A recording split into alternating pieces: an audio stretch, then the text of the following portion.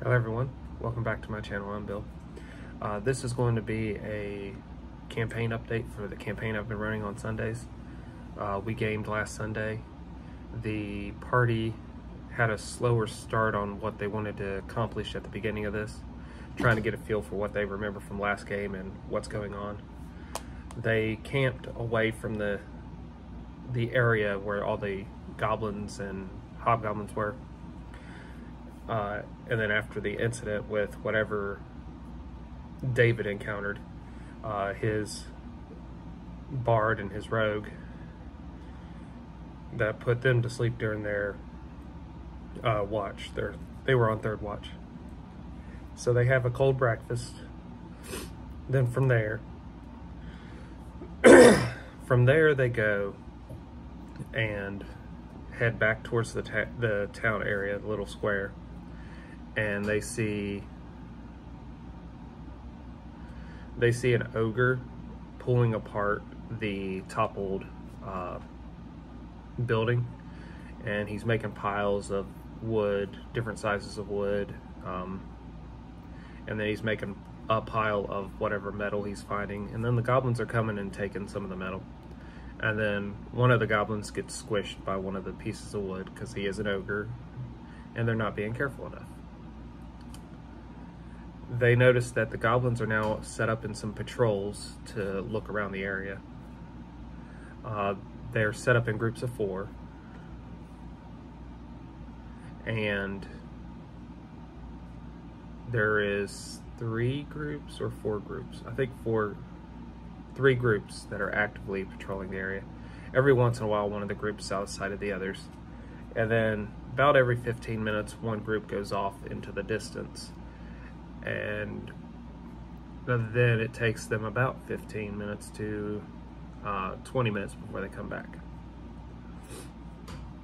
The party sends the rogue to go follow that to find out what's going on there. There is a tower with another, I want to say another hobgoblin or a couple of hobgoblins there, and a small group of goblins on guard but bored there. It seems like they're not as worried about whatever toppled the building as the ones that were closer to the building are.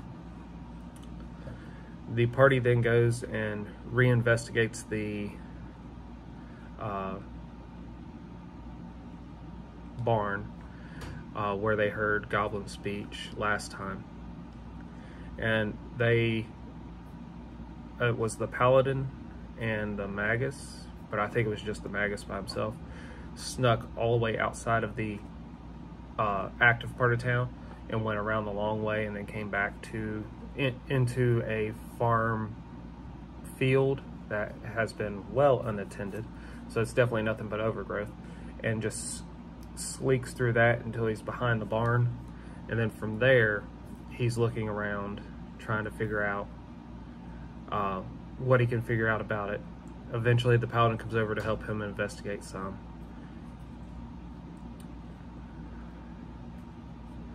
I might be confusing 2 parts of the event. I know he reinvestigated this, and then they come back to it again because they have other ideas. He ends up oiling all 4 corners. And then the party, they regroup. The party decides that after doing this roundabout way of exploring, they've killed about 2.5 hours to maybe 3. There's nothing's really changed in the town at that point. Everything's still operating how they observed it. So they decide to go outside of town towards the tower, but further away from the tower, and find another building that they can set on fire. And one player volunteers to do that. He goes and does that. And then with his fire setting, which was hilarious, he rolled poorly on how to set a fire to burn the building down fast. And he wasn't giving me enough explanation to set it up so it would go down fast. So he pours out 2 flasks of oil and lights that on fire. The building catches, but it catches slowly. It takes it about 1.5 hours before it billows up into a big fire and would alert the forces that were closer to where the party is. I don't think the ogre left town, but he might have. I'm sure one of my players will correct me on that in the comments below. But the hobgoblin comes out from the building he was in, wearing the bone samurai armor. And he gives his orders and sends the patrols that are there out, and then he yells into the building and brings out 3 new groups of 4 to stand guard here. So goblins are headed in that direction to go investigate. At this point, I believe at this point, the Magus and the Paladin are exploring the barn. They're pulling apart a wood plank to see into the 2nd level to see if there's anyone in the barn that would be the prisoners to rescue. I'm not fully remembering how. I think it was the fire that did it, but I don't remember how. But there was a bugbear inside. It's the animal tamer. It comes out with 2 of the goblin dogs, and it's just looking around. Well, his 2 characters, the Paladin and the Magus, go around to opposite sides of the building and start lighting it on fire. So seeing the fire, because it'd be pretty fast oil catching on fire, the bugbear orders the goblin dogs to go.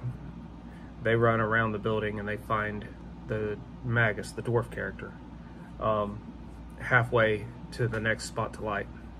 Meanwhile, the Paladin's lit both of his corners on fire, so he's beginning to run.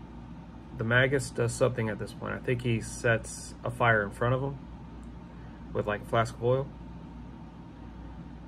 And he had to roll the Molotov percentile chance that it catches fire. And it did. So he gets reprieve from those 2 for a second and continues running. Now, the rest of the party's on the opposite side of what's going on in the tree line. And so I want to say the wizard, could be the sorcerer.